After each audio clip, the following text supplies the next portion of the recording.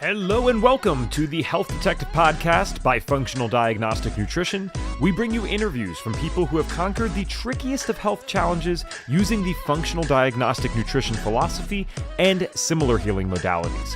You're going to hear from experts who have been through the ringer with their health issues and yet managed to come out on the other side. You can always visit us at functionaldiagnosticnutrition.com, but for now, here is today's episode. All right, hello, my friends, and welcome back to another episode of the Health Detective Podcast by Functional Diagnostic Nutrition.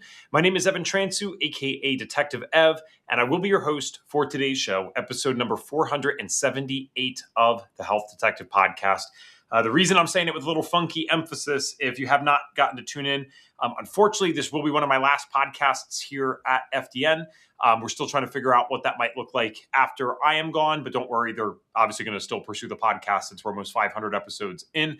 But unfortunately, I will be heading out here relatively soon, so I'm going to greatly miss you guys, and I'd love to stay connected. So if you are someone that's in the FDN community especially, I'm easy to find. Just search my name. I'm on Instagram and Facebook. I would love to connect with you guys there. I also got these fun new glasses. I don't want to add too much of a story. I never like taking away from the podcast, but this is true. This just happened yesterday. So I went like 40 minutes away with traffic and stuff for this eye doc, and I'm picking up my glasses because I'd already been there a week before. And the person hands me the glasses. Now, if you have glasses or you wear contacts, you know if it's not your prescription, it looks very weird. Like you would know instantly they're not your glasses. But anyway, I got the cheap frames. I don't normally wear these publicly. This is about as public as I would be. So I thought I got something that was black though. And I get these almost like cheetah colored ones that's like brown and black. And it worked though. When I put them on, the prescription was fine and all that stuff. I'm like, okay, like I guess these are my glasses. The guy said they look good enough. And so I'm like, all right, I have to go explain this to my wife, why I bought these and why they look this way. But nonetheless, this is fine. I drove home with them the whole way, no issue. And I get a call right when I get home and they say, sir. And I'm like, yeah, what's going on? They're like, I think you got the wrong glasses. And I'm like, no, they work totally fine. They're like, you won't believe, I swear this is true. You won't believe this. This guy that you got also has a very severe astigmatism in both eyes. So the prescription's almost identical. He's like, I have no idea how this happened, but it did. And so I had to bring him back. That's how my morning's been going. So listen, you guys don't have to be forced through my stupid stories anymore. So I got to get one or two more out before I'm out of here. So with that said, some quick announcements, things that you guys can tune into. FDNtraining.com/HSU. That's for Health Space Unmasked. That's the thing that we do the first Saturday of each month at FDN, usually with 1 or 2 months as an exception, but definitely March will not be the exception, or February rather, excuse me. So that'll be with Dr. Habib. He was on the podcast recently. How HSU, or Health Space Unmasked, works is it's kind of like a mini conference, except you get to show up in your pajamas. It's 100% free, and there's only one speaker. But it will make sense when you're there why it's almost like a mini conference. So you'll get a high-level presentation on a cool topic. They get to talk about their services at the very end. It's normally only about 2 minutes. And then we have a 30 to 45-minute Q&A so that you can really deep dive with this individual. You're able to go on camera and mic if you want, or you don't have to do either of those things, and you can just ask in the chat. So that's fdntraining.com/HSU. Again, that's a free event. One other thing I want to shout out, I'm going to miss this one. It's one of my favorite workshops to host. It is our 5 and 5 event. That'll be coming up in February. This is a paid for event. I think you're going to get a small discount on the podcast page, so don't worry about that. But the 5 and 5 is not for people that are trainees or grads already. So I know that you guys love coming to these events. I would never want you paying for something that you don't need to come to. This is specifically for 2 types of people. One, someone that is not an FDN that would like legitimate training over a week period. Or 2, someone who is considering the FDN course. You'd probably also like some training, but you're trying to figure out whether or not this is a good fit for you.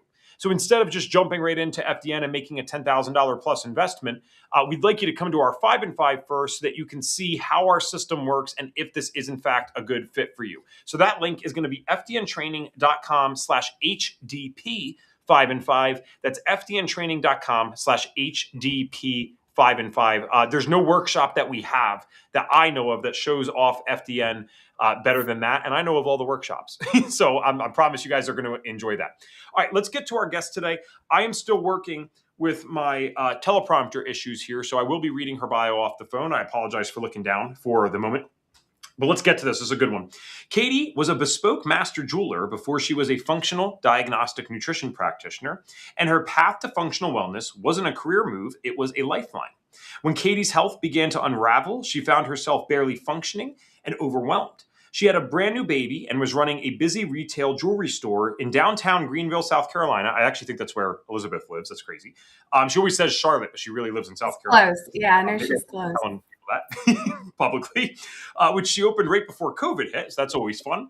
But despite her obvious life stress, her level of acute sudden sickness did not match her lifestyle. She got super sick very fast, and traditional medicine offered lots of expensive testing and specialist referrals, yet little to no hope. Just more medications, ongoing repeat surgeries, vague answers, no real roadmap to healing, and absolutely no answers to all of her why questions. Realizing we're going on here, she would have to help herself. She dove into the world of functional medicine like it was a second job, investing countless hours and thousands of dollars into learning what was happening to her, finding the experts who could help, and eventually gaining a personal, formal education, becoming certified to help others reveal the source of their own mystery symptoms and overcome them. Katie's first passion was crafting one-of-a-kind pieces that help women celebrate life's most meaningful moments. It may seem like a major shift, but in many ways, both paths she is on now are really about the same thing, helping women reclaim their sparkle inside and out. That is a pretty good bio. Welcome to the show. Hey, thanks for having me. I'm excited to be here. Yes, thank you for letting me get through 6 minutes of my stuff there. I appreciate you. We will get right to you now. So what's cool about this, especially since it's my last several episodes here, I always find it very interesting when we can have some novelty. So just yesterday, we had someone talk about a condition we had never had on the show before, which is nuts, right? Almost 500 episodes in. There's still so much new in the health world, where you come in as super unique, outside of just obviously being a unique person yourself, and every story is a little bit different. I do not think I've ever met an FDN yet who had a career of being a jeweler before coming into this. I've interviewed accountants, I think physicists, teachers, construction people, anyone that you can imagine. So you've now added something else to my list. So I appreciate that. Yes. Good, yeah.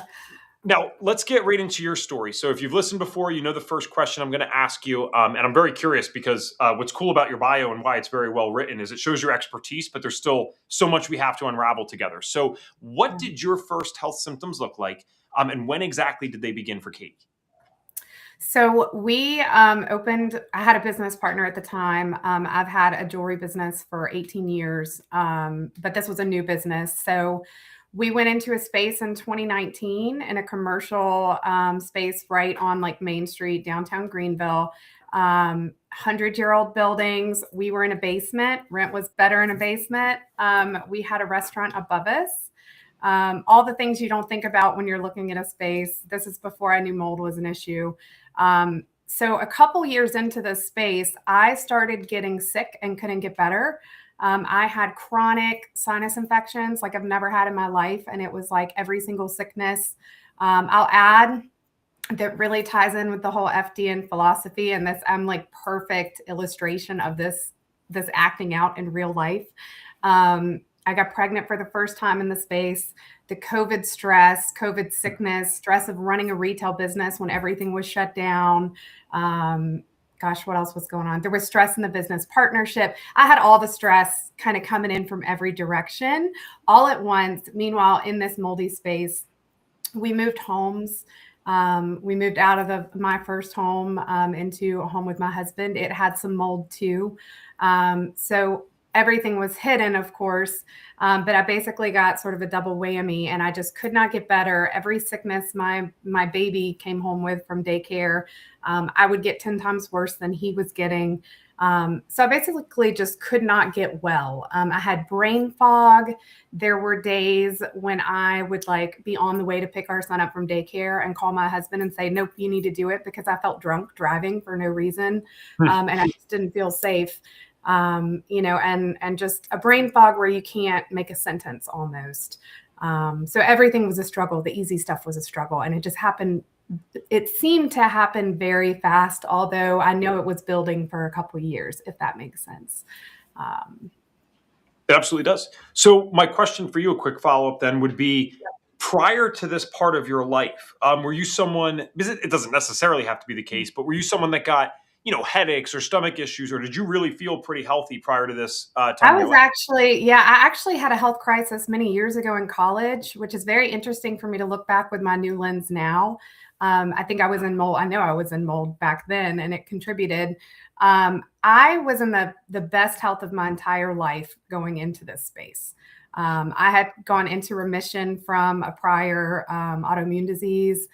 I was just doing great. Like I'd never been that great, honestly. I was kind of sick as a kid, not super sick, but got super sick in college and really took for granted how well I got and how quickly I got well with an osteopath I worked with at the time, which was actually my first deep dive into functional medicine.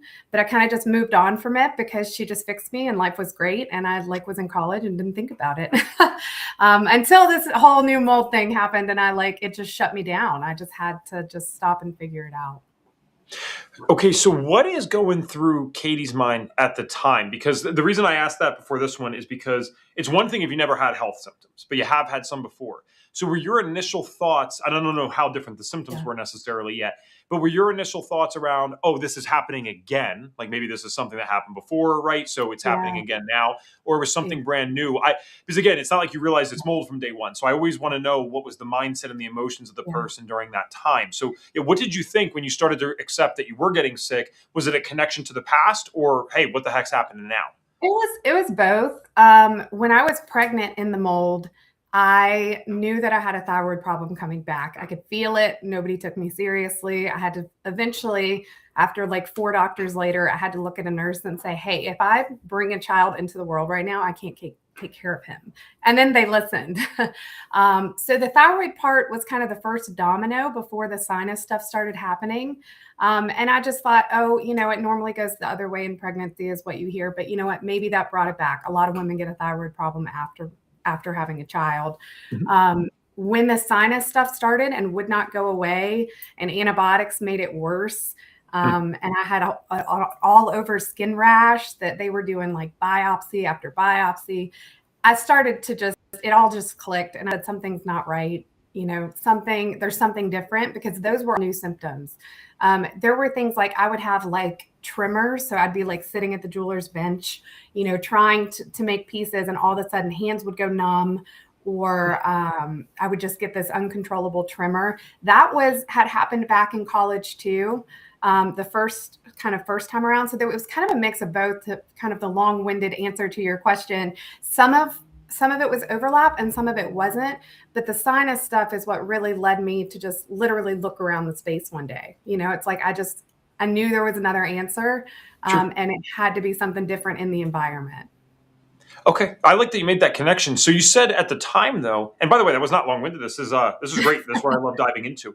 So when you're looking around the space at that point, did you Yeah. understand that mold's a thing? I'm guessing, because I don't know No. what else you'd be looking for, right? No, So no, now that you have that, I literally, I kid you not, I remember the day I was like standing in the studio and I just said, there's something here. Like there is something here. There's something at home. Something is different. Like none of the products are different. And mind you, at this point, I've been all organic, non-toxic, everything for like a decade almost, right? Like perfect diet, perfect everything. No products are toxic. They haven't changed, which of course is what the dermatologist and the allergist and we did all the testing. I brought in tiny little pieces of platinum and gold so that he could like tape them on my back and do all the allergy testing.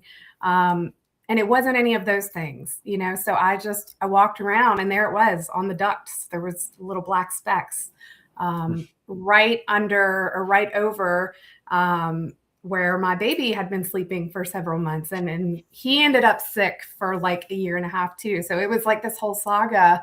But I just saw it and said, like, holy crap, is mold a thing? Like, what's mold? So that just led me down the rabbit hole. And to be honest, I'd never listened to a podcast up until that point. And that was where I found answers. Like, it's like you can't find the answers until you find one person. And then it's like, I don't know, it's like Pinterest. It's like there's everything, there's like 100 people out there talking about exactly what you need to know. So that's kind of how I found it. I just looked up and saw it one day. I appreciate and respect your curiosity and intuition. I hope more people, like, if there's anything that I would want to leave, as funny as this might sound, or not not funny. It just might be unexpected considering all the health tips I could give. The one thing I've learned from you guys after all these episodes is you got to follow your gut with this stuff. I mean, Katie, when I've asked people, the number one response, like not even a close second, it's like a 90% of the responses have been this. When I ask people if it's relevant, how did you get into this natural thing? Like for you, I kind of already understand that, right? But if I don't understand in the podcast and I've asked, 90% of the time, they say, God told me, it was a gut feeling, it was an intuition. I just knew in my bones something didn't make sense. What do you make of that? But I'm talking to people who are healed, who are at this different stage of life and now helping people. And 90% out of hundreds have said this exact same thing. And it's like, wow. Like, so I just hope people take that to heart. That doesn't, and I know you're not suggesting this. I'm making sure I'm not suggesting this. This is not to say the first day that you're at your doctor, you don't listen to anything that they say, don't take the medication, whatever. No one's saying that.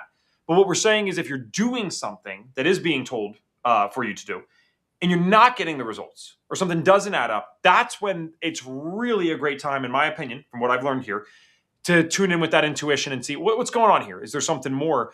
I just think it's so cool that you had the mindset to like look around, not necessarily knowing what it could be or couldn't be. So you figure out it could be this mold stuff. When were you able to actually get out of that building? Like what were the next steps to start to do something about this? That was difficult because it was a commercial lease. I kind of went around, you know, I had to understand the testing. I had to figure out what I had to do to test. I eventually found a practitioner to work with that kind of guided me through some of that. So I tested myself, you know, the urine mycotoxin analysis, tested the space. Some of it lined up perfectly. Luckily, the mold at home was kind of a non-issue. It was like from some windows we already had new ones coming. So it just kind of took care of itself. It was like best case scenario. But I do know what those were. And it was another toxic mold. So I had like multiple, you know, in the system at least. But work was difficult because I had to navigate the landlord situation and he did not want to let us go. I had a partner that just, to be quite honest, gaslit me the whole time. The landlord did agree to hire a mold tester. And of course they came in and did air sampling and found nothing. So then he's arguing with me and it's like everybody that came in the space, you know, it's like I already knew more than they did about what was happening, but that was kind of beyond my control. So what ultimately happened, it was actually great. The landlord just kind of kicked the can for a while and I just was working on detoxing as best I could. We had about 1.5 years left on the lease. He was not going to let us out, but he silently and secretly sold it out from under us without telling us. I think he was afraid he was going to get sued or something, which nobody was worried about but him. I would have been happy just to let us go, you know, and let us out early. The new guy, I just sent one email and said, hey, this is what's happening. I've got all the test results if you want them. Nice. Respect that. Yeah, like the functional guy I'm working with is happy to send you a letter if you need to understand this from somebody other than myself. And he just said, you know what? You can get out whenever you want to. So we got out 6 months early, but I mean, I stayed in for another almost year in the space before I could actually get out, and blew up the whole business. Like just had to start over. It was like a whole crazy mess, but the right choice. And I never questioned that even at the time. I just had to get out. I don't expect you to be able to know all the legal stuff offhand, and I guess it wouldn't have mattered anyway if his tests didn't confirm it. But I know one of the things I share on the show now, because I learned it from a guest, is that in 49 out of the 50 states in America, other than Arkansas, sorry, Arkansasians, apparently, if you're renting, like I'm talking about homes and apartments and stuff, if you're renting and then you can prove that there's mold, almost always there's something that you can do. Is it different with commercial leasing? Or again, if you know that, and two, I'm guessing it wouldn't have mattered if he's testing and saying that there's nothing there, but do you know, like, is it a different process for that? You know, if it happened to me now, I would do things so differently. I mean, I would immediately find somebody that would do an ERMI, you know, I would do everything different. Knowing what I knew at the time, I didn't think there was any recourse, but you know what? I also didn't call a lawyer because I just wasn't coming at it from that angle. I was really too sick to, you know, like I was so focused on health. The last thing I had time or energy for was calling a lawyer. And we had the complexity of like what was going to happen with the partnership. There were a lot of moving parts at the same time. What I know now is I absolutely would have called a lawyer. And I've since then, many years later, I know of some that are out there and that do exist. But it would have required different testing, and it would have required different people to come out, because the test results from the people that did would have been useless in that situation. So I do think that there was a better path. It was just the problem I think a lot of people in mold have is they can't find the path when they need the path. There's not enough resources for it, in my opinion. And guys, listen, you're never going to be able to see this stuff 100% always. Sometimes the testing's necessary. But if you are going to these buildings, a great lesson from today is to the best of your ability. Try really look around. Take the time. If you're with a realtor, if you're with a landlord, they're on your time. You know what I mean? Like, actually look in any way that you can and do what you can. I've had FDNs that I know that have convinced landlords, at least from apartments and houses, to be able to test beforehand, which is kind of cool. Yeah. But nonetheless, I've seen that happen. But also understand too, and I have no idea about this particular situation in terms of your prior landlord and all that stuff. I do know that what's really unfortunate is there are well-meaning people out there that don't even understand the implications of this stuff. And how I know that to be true is when we were looking at a commercial space for Bucks County Light Therapy, the first place that we looked at, the realtor actually took us through, and we saw black mold on what would have been like a fireplace type of thing. And so now, again, if he's hiding something, just being a piece of, what, he would have, not showed us that. But instead it's like, oh yeah, we got something here. Don't worry, we can cover that up. That was his answer, meaning that they're going to just put the drywall on it and all that kind of stuff. And that's when you have one of those humbling moments, as I've had in doctors' offices many times, because you just realize what we're really up against. And I'm like, oh, I would have honestly rathered you have been malicious than ignorant. Right? Because malicious, cool. I can deal with you and go to the next person. Ignorant, I'm like, you don't even understand this enough that you thought it was okay to say to me, oh, don't worry, we're just going to cover this up. When I'm telling you I'm starting a functional medicine business in here. He just didn't know. He thought like, oh yeah, you can just cover that up. I'm like, that is crazy. So by the way, if you don't know that, now you guys know, don't do that. And I'm glad that you got to get out. So let's move this along a little bit then. When did you said when you got into the space, you're already doing a little bit better. So when did you start to get some of this under control? And then also, how did that lead to you becoming an FDN? Because I always say this, there is a difference between working with functional practitioners and restoring our health. I can understand that for anyone who's sick. It's a whole different thing to say, you know what, now I'm going to make this one of my passions and actually go help others. So when did you start to get things back on track a little bit? And when did you decide to become an FDN? Yeah, good question. I did not really heal until I got out. And, I'm not a person that would say you have to always get out in order to heal. I know some people do say that. For me, I had to get out of that space. I was that sensitive to what was happening. So I was like, in a way, kind of outrunning the train, if that makes sense. I'd get a little bit better and take 10 steps back. So I definitely kind of held even for a while before I got out of the space, but I really did not start to, I hesitate to even say feel normal again, because I'm only now, really 5 years later, starting to really feel normal. Sure. But it took maybe 4 or 5 months out of that space entirely before stuff started to really begin to balance out. It's been a really long process for me. And I had all the downstream things, every downstream thing you could have, I pretty much have had.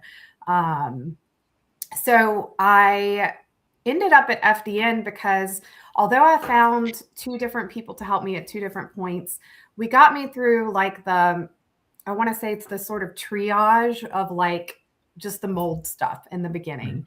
And we moved right into like dealing with gut dysbiosis and candida and some of the other things that come downstream. But what was not happening was the practitioner I was working with, we were just kind of throwing stuff at me, if that makes sense. And we were not looking at cortisol and we were not looking at capacity. And I knew I was having a hormonal problem. I could feel it. So I ended up switching practitioners once we'd done some of these protocols for gut health. And I went to somebody specifically for hormones. And I was correct. They were all in the tank.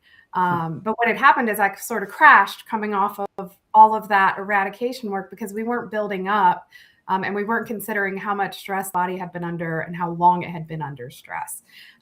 So I got some help from both people I worked with. I very much lucked out with the second guy. He was an osteopath, and he knew about mold unexpectedly. So we got to add on some more strategies that were in his toolkit that we didn't have as a doctor. He could do some of the prescription adjuncts to what I had not had before. So it was definitely helpful, but I was missing somebody putting all of the pieces together and dealing with the crashed system part of everything. So that all actually beautifully aligned right with when I found FDN, and I was like crashing right as I came into FDN. And interestingly, in the first probably 8 months, as I was doing the FDN course, more improvement happened then than had happened in like the 3.5 years prior. Wow.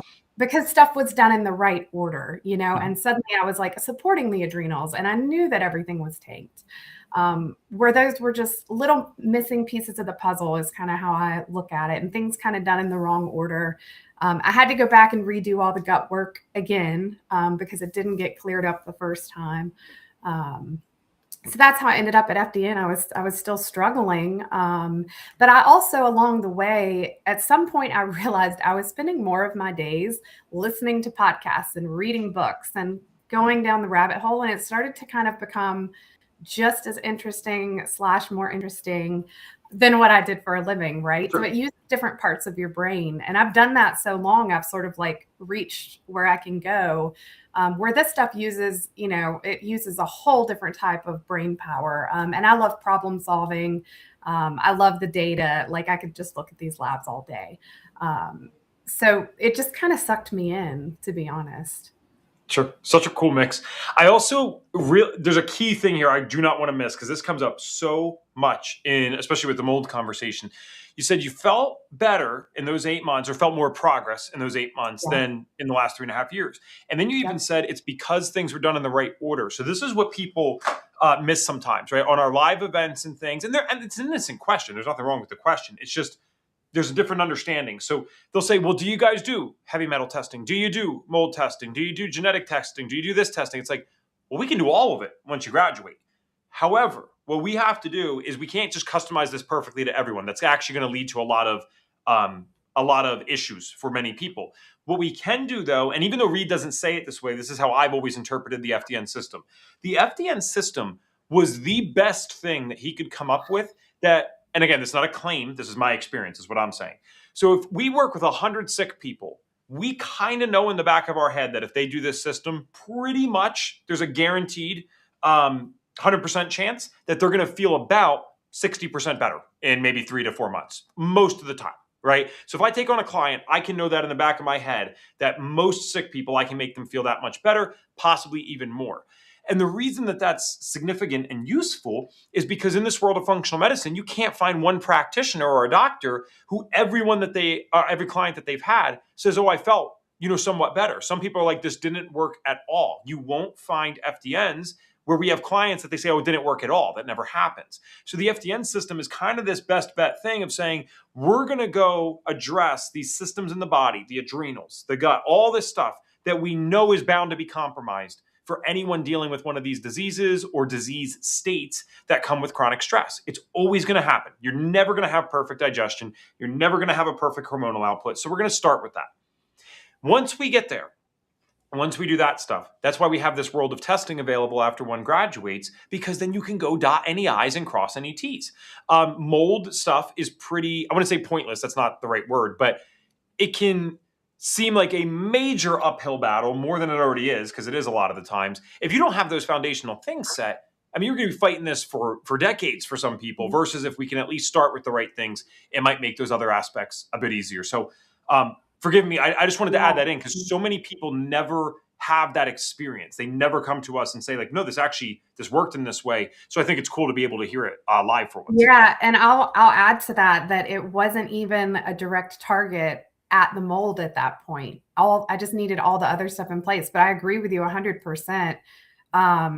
The order matters so much more. I mean, I had to redo that work. It's like, I look back, I'll tell you the funniest part of all of this is I look back and I was so sick.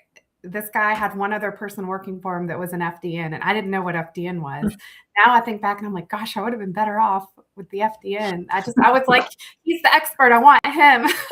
But, just kind of an aside, but I spent so much more money. It's like Reed says, like just do it all up front because you're going to wish you had. I would have saved years and so much effort and so much frustration and just feeling like crap. And I would have spent less money if I had just found somebody doing FDN back at the beginning, but I didn't. So here we are. And, everything works out for a reason. But the approach really, really is what I'll say sold me. But to be honest, I didn't realize what the FDN approach was when I got in it. I just knew I wanted the labs because they were what changed my life. But having been through it and just comparing my own history, that's what made the difference, is supporting the system at the same time. And that is missing in so many other functional practices and non-functional practices. So I agree completely. Sure. Guys, if you have any questions for Katie and her story, remember, we're about 30 minutes in, so that's the time that you're more than welcome to do it. I do see some lovely comments here regarding me saying about the last few podcasts. I'll read them afterwards, so I greatly appreciate them, but I just don't want to do that live right now for Katie. So my next question is, though, until we get some stuff from the audience, if they have any, my next thing is, so you have this entrepreneurial itch. That's how you got into doing what you were doing before. I mean, obviously you love the juggling side, but doesn't mean you have to start your own business. So you have that entrepreneurial itch. What are we going to be doing or are doing right now with FDN? Because I'm guessing that itch needs to be scratched in another way.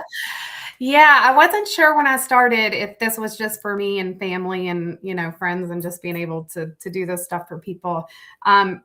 But it was kind of in the back of my mind because I was already so interested, and I just love looking at the labs and looking at the data and making connections. I've also been an educator for like, oh gosh, I don't know, 20 years almost too. So I enjoy people and I enjoy teaching, and this is kind of another way to do that. So all to say, I wasn't sure, but probably about halfway through the course, it started to kind of occur to me. You just reach a point where you know too much. And then like in the real world, I kid you not, like people I've never had any weird alternative crunchy conversations with would just like come up to me and like just start telling me about all this holistic health stuff, or, like these conversations that just like shouldn't be happening in real life kept happening to me. And it felt very aligned, and you just reach a point, maybe not everybody, but for me, I reached a point where you just know too much and you can't share it, and you feel guilty not to, because there's people everywhere that need the information. And like, I was literally meeting them every day. Like a customer would come in to pick up a ring and then they'd start telling me about like all their health problems, and normally those aren't conversations I would get in with jewelry clients, but they were just kind of happening at me constantly. So it was just kind of, I feel like the universe saying, hey, this is the thing, stop ignoring the thing. So that's really what happened. So now I'm trying to do both, which is going to make me a crazy person at some point, because I'm like a one-woman show with the jewelry, and now I'm trying to add a second business. Or have added a second business. So I'll be working or am working one-on-one with people, mold people, but also just women who know something else is wrong, and they're getting all the lab results that say normal, but they feel like crap. And I really like to work with other entrepreneurs as well, because I understand them. I know their stresses and what they're going through. And I've been there. So creatives and entrepreneurs, but primarily women is who I'm working with now. So I'm doing both for as long as I can do both. And I'll have to figure out how to manage the schedule as this kind of ramps up alongside. So I'll probably lose a day at the jewelry store, which I do still have a physical location for that. It's just a different space. So this will all be virtual because I can't be in two places at once. So there's some navigating that will have to happen, but I plan to continue both. Such a cool mix. Again, like I always love the firsts of anything. So that's an interesting one. Now, one thing I want to go back to, if we can, just for a moment, is you said, knowing what you know now, there's a lot that you would do differently. And you did take a moment to list off one or two things, but I think that's worth hearing for people that are experiencing this right now. They clicked on this for a reason and they're like, wait, I'm in it. What would I do differently? So what would you do differently? You know everything you know today. You've already signed the lease. You're in it. And you look up and you're like, oh my gosh, this mold's here. It's above my baby that's sleeping. What's Yeah. going on? What steps would you take knowing what you know now? Uh, Quite a few. So for one, I know more about testing. I would call around until I found somebody that was not only going to do an air sample, first of all. I would have them do an ERMI test more than likely. And we actually had places that could be tape lifted or swabbed, and the guy refused to do it. I would have just paid for a different guy out of pocket instead of who my landlord, who he agreed to have come in. He did agree to clean out our HVAC, and that was a different company. And the guy mentioned to me there was so much black mold in there, but he has no idea what it was. I would have made sure that before somebody came in to clean the HVAC, that they would have also been able to submit a test, or I would have submitted a test. There are DIY ways. They just may not hold up if you have to pursue legal avenues, I know now. So that's the sort of premise of having someone else do it, even though there's some great DIY testing that you can do through like Immunolytics or somewhere, which I've done tons of. For the legal aspect, you really need somebody else to do it. So we just didn't have the right people in place. I would have found a way to get out sooner. Like I would have gotten out of that space, no matter what it cost, no matter what it meant for the business. Of course, we were a new business. We were doing great, but we made it through COVID, and I was afraid of the loss that would happen from leaving too soon, the financial loss and everything else. If we had to leave a lease and still pay for a year and a half with no income and no business and all of that. But looking back, there was a way, I had the mold brain fog, excuse me, and the decision fatigue, which is a big thing with mold. And there were so many moving parts. It just felt insurmountable at the time. But looking back, I would have gotten out of the space. I would have gotten healthier so much faster. And I probably would have gone with a lawyer, even if it was just to kind of, I would have tried to find somebody who knows mold, but as you may be able to deduce, those are hard to find. Now I would have resources. They are out there. Change the Air Foundation as a resource that's out there that I didn't know about at the time either, just to help people navigate mold. But I would have found somebody even just to kind of prop me up with the landlord, because I think I was too nice. I was too nice to him. I needed more like, somebody behind me that could have helped me make the case better. And that maybe would have gone differently. So but when you're scrambling and you're in it and you're brain fogged, it's very hard to do. But those are the main things that I can think of that I would for sure have done differently. That's great. And you said changetheair.org or .com? Change the Air Foundation. Okay. Yep. It's a nonprofit organization. And there's all kinds of mold resources for people, and even down to like dealing with your landlords and things like that. But at the time I was, I didn't know about any of that. I didn't know about that one either. This was so cool. I'm always learning something here. That would have been a good one for me to know too. I had the same experience, right, with an apartment that we were in. Took forever, got sick.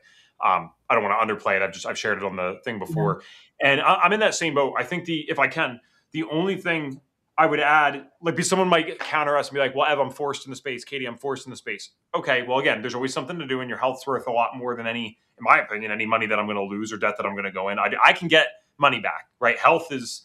I only get to enjoy that for so many years of my life before, you get too old. So that doesn't mean you can't have a healthy life as we get older. That's not what I'm saying either. It's just like I will never be 20 to 25 again. Let's word it that way. I will never be 15 to 20 again. So money can be accumulated at any time. Health is a little bit of a different thing. So one thing I'd do if I was stuck is, man, I would be jaspering the heck out of that place, right? Or some type of very high quality air purifier. It is not an excuse to stay in the space, but at the very least, you can help yourself out a bit during that time, because there are studies that they have now showing, just 2 hours of the Jasper being used in a space that's appropriate for the Jasper. It kills not kills, but it gathers about 99% of mold spores, takes them out of the air. So I think that's incredible. It's just something to keep in mind. Yeah, that's a great point. I'm glad you mentioned that. I still have them everywhere. I just actually bought a Jasper, and I will say that it is so much stronger than I have like 6 other ones. This thing, I get camera notifications in the middle of the night at my jewelry store because it like blows stuff across the room. Like stuff's going off in the camera. So like Jasper is like for sure a favorite now. I'll definitely have some more of those. It is much, much stronger. But I'm glad you said that, because that is definitely something people can do. Yeah, we couldn't be happier. We're due for a filter change soon. And I mean, like, I know people look at the price point. I'm like, well, one, you have to understand it's significantly stronger than other ones. I mean, we don't even have, well, we might, but I think it's just a discount. I don't think we get anything from it. So try the code FTN. I don't know, at Jasper, you might get something. But Yeah. either way, it's not because of being affiliated with it. It is because I really like what they do and respect Mike and his team and company. Not only is it just that much stronger, it's like the filters it's just so much easier to deal with. That's what you're paying for. Every 6 Well, months, and a filter comes, yeah. bam. Yeah. And I'll add, I'm a jeweler, so I literally handcraft things to last a lifetime. And we don't make a lot of things very well anymore. So I actually really responded to the fact that they don't have a whole bunch of plastic parts. And this thing is actually like, you can tell when you get it out of the box, it's like built to last. And it's actually like made out of metal, and they actually sound like they'll stand behind, they'll stand behind their product. So that was a big selling point for me too. Absolutely.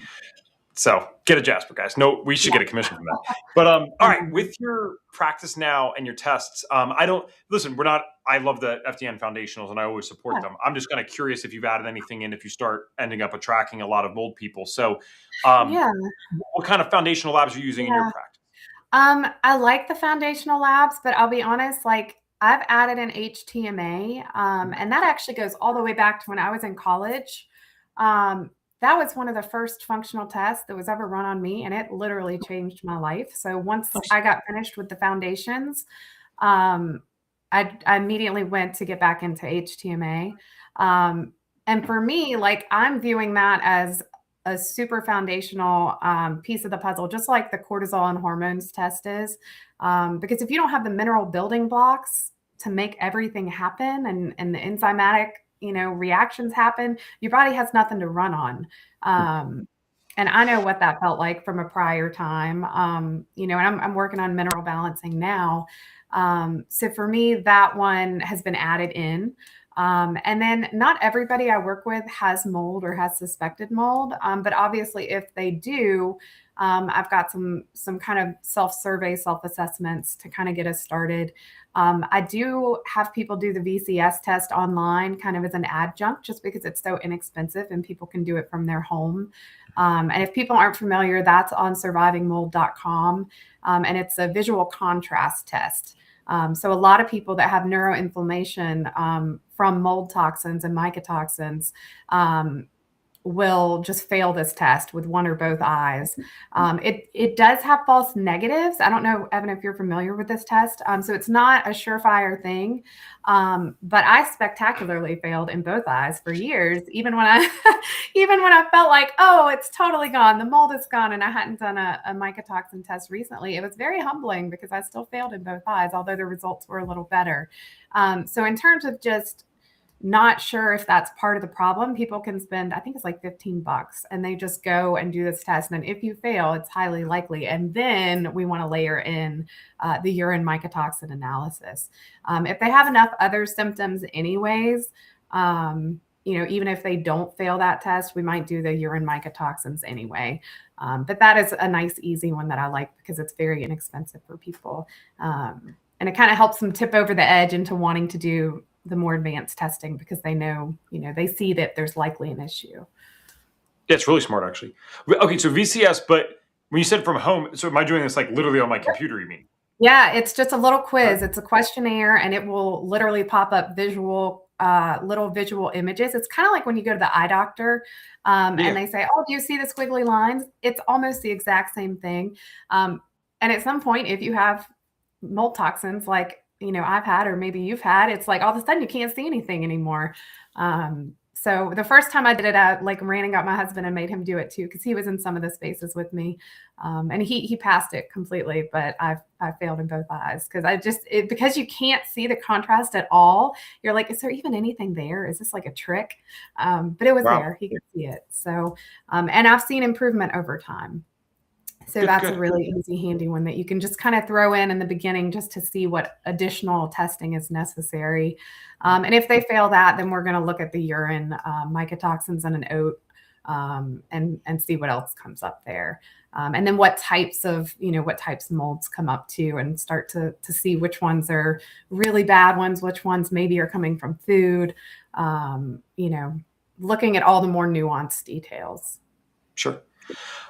I don't want to, we could totally pass this. I don't want to put you on the spot here with this, but I know that you're still relatively new in the grand scheme of things. So sometimes we're working with clients for a year, which I totally respect and get. But I was interested in this. Have you had anyone that you've had the ability to work with yet that has had some cool results? Do you have any cool stories like that, or not at this time? Not yet. No, it's a lot of friends and family and friends of friends and family right now. And I've got, I do a couple of calls a week with just like people that randomly found me online or something. But I don't have, because I'm still relatively new. I finished in October. It hasn't been long enough to have any like crazy stories yet, other than my own. Thank you anyway for humoring me with that. One other thing I wanted to make sure we got to today. So I always say this out loud for those that don't understand where the questions are coming from. So our guests, one of the things that we give them is a sheet where they're able to put down some of the top things they'd like the audience to get. And it's always interesting to me because I'm thinking out of all the things that they could say, it's these three things that they'd like to make sure that they get across. And one of the beliefs that you have, and I'd like to touch on this really quick, is, I'm paraphrasing, but you said something along the lines of in the notes that if you are not healed, it's simply because you haven't found the answers yet, right? So you don't accept, it seems, that anyone should be walking around sick. I like that. I don't accept that either. But I'd love to give you a second to kind of talk about that, because that's a big statement, right? Especially for someone that might be clicking into something like this for the first time. And they've accepted 70% better. They've accepted 88% better. So for you, you don't believe that we should just be accepting that. There's always more to do. So I'd love to hear about that. Yeah, no, I mean, I've lived through 3 cortisol crashes now. And at each point, every time I've ever been sick, and I've been super sick twice, there are no answers. This is just getting older. You hear all the things, and there's so much gaslighting. It's very easy when the world is telling you that that's how you have to be to believe that. But for me, there was just a knowing, like, I haven't lived my life like this, like 6 months ago, I was super healthy. I felt better than I ever have. I think that it goes kind of hand in hand with listening to your body and listening to your intuition. And that's hard to do for people, I think, these days. And we've sort of been trained out of it. But if you have that little thing in the back of your mind that just knows something's not right, that is your intuition. And it might be tiny, but you have to learn to listen to it. I don't know if I got totally off of your original question. I feel like I might have. But really, you just haven't found the right help. It's out there, and people will get really discouraged when they try one thing and it doesn't work. Everything's instant gratification. And there's a lot of people out there doing meaningful work. And there's a lot of, like I said, the 2 people that helped me tremendously. They just weren't the whole picture. Yes. So you have to take what you can take. And if it's not the full picture, somebody else will have a different way of doing something. And it's frustrating and it's expensive, but you just have to find all the pieces of the puzzle for you, or somebody, and I love FDN for this, that's looking at the whole picture from day one. And what I also love is that I have yet to meet an FDN that is going to act like they know everything. And if they don't know, they're going to send you to somebody else, or they're going to go to the group and ask like 1,000 other FDNs, who can I send this person to? Because they actually really care. Which I think is something that does not exist across the board. So yeah, I don't know if that answered your question, or if I just went on a tangent. No, it does. I think you also might have answered my signature one I'm about to ask you in 2 questions. So we'll see if that ends up being true, and that's fine. I like, the graduate group, man. I always say, I think people think I'm being cheesy until they're in it themselves. I would pay the cost of tuition at FDN just to have access to the graduate group, because that is something that there is nothing that could come up in my life, I feel like, or a family member or whatever, that I can't go in there and say, has anyone even heard of this? Do you know someone for this, whatever? Yeah. And then bam, it's this resource. Bam, it's this doctor. Bam, it's this. It's so freeing to know that something probably will happen to me in my life, right? I'm not trying to wish that upon myself, but if we were all this sick at a relatively young age in our life, I can only imagine what another 30, 40 years is going to do, especially considering how I live. It's voluntarily high stress and high action. I like to do that stuff. So when that occurs, if gosh forbid it does, to know that I have those resources in there, that's amazing to me. So With that said, where can people find you if they'd like to follow you, connect with you, or book a call or something like that? Yeah, just my website is www.emerald-well.com. Or I'm on Instagram. I'm not super active, but I'm trying to be better. It is emerald.well.fdn. Those are probably the two best places. And I do have an email list. People are welcome to sign up to either through Instagram or through the website. And people can fill out a questionnaire on my website that just gives me a little background to see if we might be a good fit, and then just go ahead and book a call. Cool. And the signature question on the show, if it's an answer we've already given, that's totally fine. But the signature question is this: if I gave you, Katie, a magic wand and you could wave it and you could get all of our viewers and listeners to do just one thing for their health. So that means you can get us all to start doing one thing, or you can get us all to stop doing one thing. After all these years of studying, figuring things out for yourself, what is the one thing you'd get us to do? Yeah, I feel like we just covered it. Listen to your body. A lot of us don't know how to, and I'll be the first to admit that I didn't. It took a lot of first reading about like nervous system stuff and then trying to practice some nervous system stuff and do a bunch of yoga. And I realized one day, wow, I don't hear my body at all. So you may have to work at it, because we just kind of blow through everything these days and, just power through everything. And that's not exactly healthy.